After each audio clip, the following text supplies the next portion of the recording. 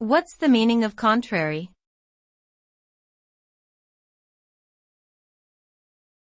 Contrary.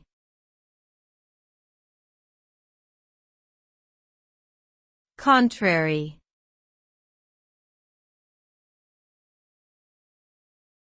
Contrary.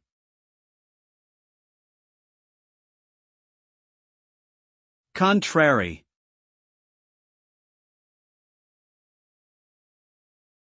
The word contrary refers to something that is opposite or completely different from what has been stated or expected.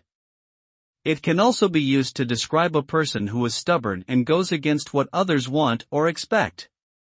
The result of something being contrary can be confusion or disappointment, as it goes against what was initially anticipated or desired. It can also lead to a clash of ideas or beliefs, as individuals with opposing viewpoints are unwilling to compromise. In short, contrary implies a deviation from the norm or expected outcome.